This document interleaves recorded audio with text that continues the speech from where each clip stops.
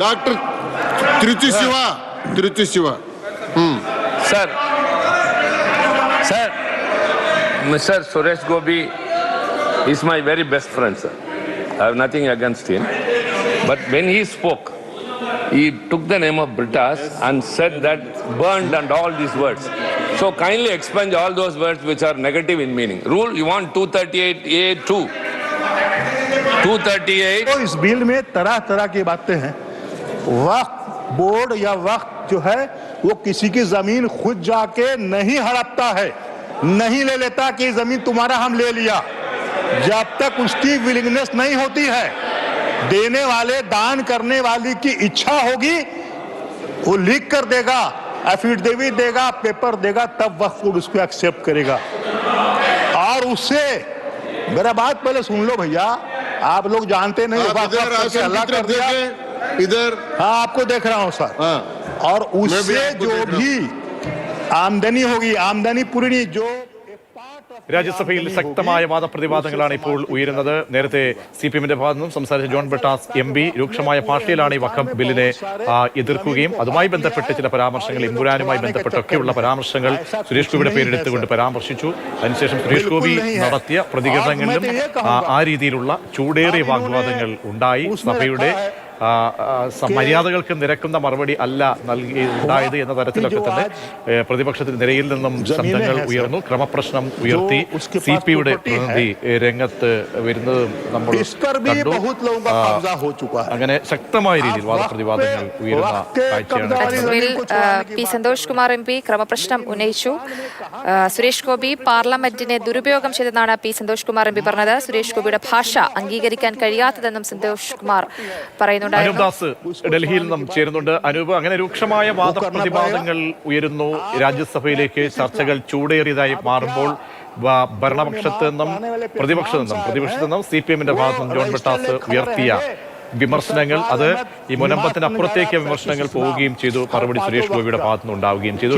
സഭയിൽ ഇപ്പോൾ നടക്കുന്ന ചർച്ച വഖഫ് ഭേദഗതി ബില്ലിലെ രാജ്യസഭയിലെ ചർച്ച പുരോഗമിച്ചുകൊണ്ടിരിക്കുകയാണ്. CPM-ന് വേണ്ടി ജോൺ ബ്രിട്ടാസ് സംസാരിച്ചത്. അദ്ദേഹം ആദ്യം ഇംഗ്ലീഷിലും പിന്നീട് മലയാളത്തിലും സംസാരിച്ചു. ഇംഗ്ലീഷിൽ പൊതുവെ ഈ ബില്ലിനെ എതിർക്കാനുള്ള കാരണങ്ങൾ പറഞ്ഞ ജോൺ ബ്രിട്ടാസ് അതിനുശേഷം എന്തുകൊണ്ട് കേരളത്തിലെ ജനങ്ങൾ ഇതിനെ എതിർക്കുന്നുവെന്നും കേരളത്തിന്റെ പശ്ചാത്തലത്തിൽ എങ്ങനെ ഈ ബില്ലിനെ ഇതുമായി ബന്ധപ്പെട്ട ചർച്ചകളെയും കാണുന്നു എന്ന് വിശദീകരിക്കുകയായിരുന്നു. അപ്പോഴാണ് അദ്ദേഹം പറഞ്ഞത്, ഇതാ ഭരണപക്ഷത്തിന്റെ ബെഞ്ചിൽ ഒരു മുന്ന ഇരിക്കുന്നുണ്ട്. എമ്പുരാൻ സിനിമയിൽ ഒരു ഒറ്റുകൊടുക്കൽക്കാരന്റെ റോൾ ചെയ്യുന്ന മുന്ന, ആ മുന്നേ പോലെ ഒരാൾ ഭരണപക്ഷത്തിന്റെ ബെഞ്ചിൽ ഇരിക്കുന്നുണ്ട്. തൃശ്ശൂരിൽ ഒരു തെറ്റുപറ്റി കേരളത്തിലെ ജനങ്ങൾക്ക് അത് വളരെ പെട്ടെന്ന് തന്നെ തിരുത്തും, നിയമത്തെ തിരുത്തിയതുപോലെ എന്ന് പറഞ്ഞു. അതിനുശേഷമാണ് സംസാരിച്ച സുരേഷ് ഗോപി അതിരൂക്ഷമായ ഭാഷയിൽ ആദ്യം ഇംഗ്ലീഷിലും പിന്നീട് മലയാളത്തിലും ബ്രിട്ടാസിനെതിരെ സംസാരിച്ചത്. ആ ബ്രിട്ടാസിന്റെ കൈ മാത്രമല്ല മറ്റ് പലയിടത്തും പൊള്ളി എന്നൊക്കെ പറഞ്ഞ് നേരിട്ടുള്ള ഒരു ആക്രമണമായിരുന്നു അദ്ദേഹം നടത്തിയത്.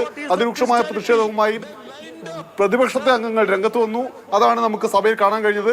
ക്രമപ്രശ്നം ഉന്നയിച്ച് സന്തോഷ് കുമാറും DMK-യിൽ നിന്നുള്ള തിരിച്ചു രംഗത്ത് വന്നു. പക്ഷേ അവർക്ക് കാര്യമായി സംസാരിക്കാനുള്ള അവസരം ലഭിച്ചില്ല.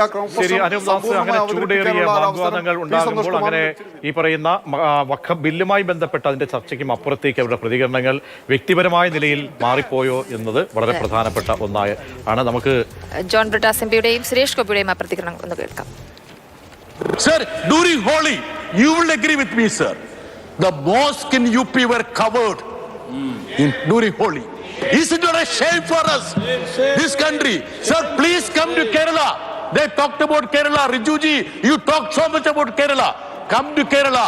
During the recent festival, Attigal Pongala, the devotees of Muslim, devotees of Christianity, they lined up, served refreshments for the Hindu pilgrims.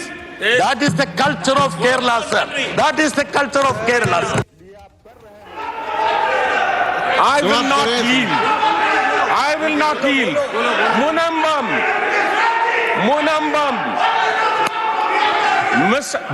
You, sir, I will tell Mr. Britas, with due respect, നിങ്ങൾക്ക് രാഷ്ട്രീയത്തിന്റെ കൈ മാത്രമല്ല പൊള്ളിയിരിക്കുന്നത്, മറ്റ് പലതും പൊള്ളിയിട്ടുണ്ട്, ഇനിയും പൊള്ളും.